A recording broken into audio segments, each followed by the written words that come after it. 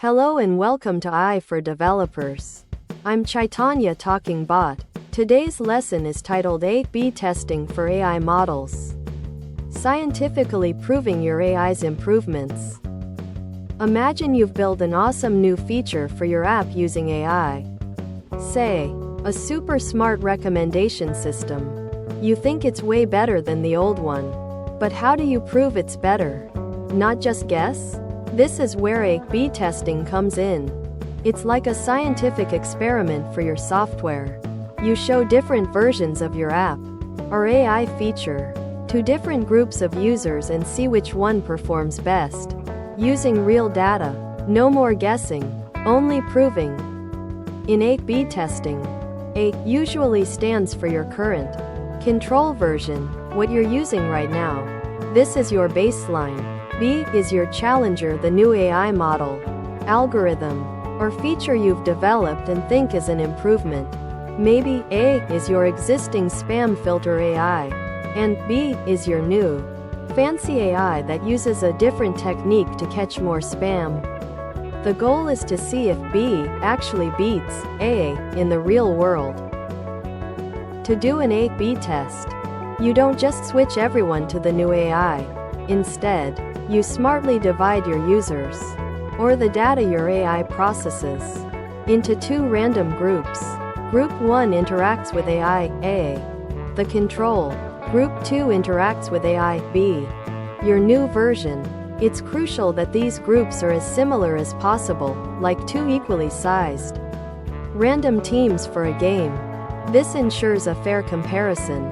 As a developer, this often means writing code that randomly routes a user's request to either the A model or the B model. How do you decide if AI B is truly better? You need to pick specific, measurable goals, called metrics. For an AI recommendation system, better might mean more clicks on recommended items, higher purchase rates, or increased user engagement. For an AI spam filter, better might mean catching more spam without blocking real emails.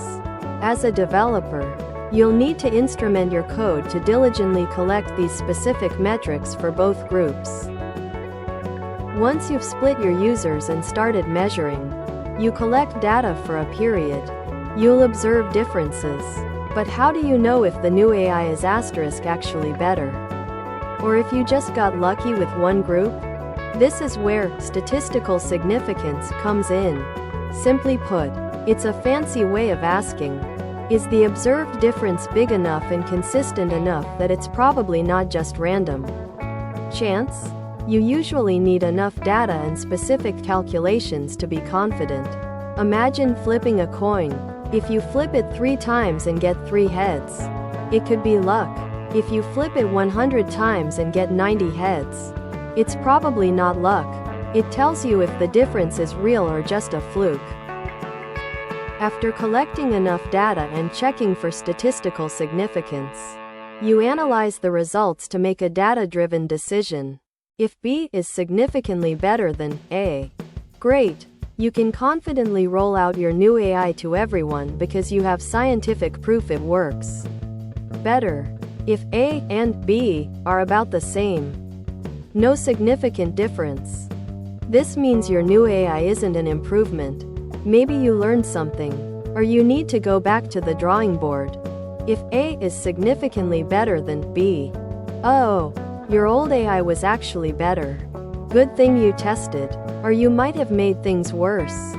This often happens, and it's a valuable lesson that saves you from deploying a worse product.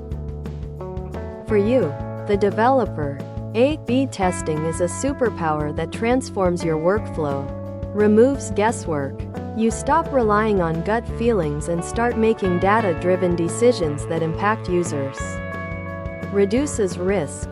Before launching a new AI feature to millions, you can test it on a smaller group.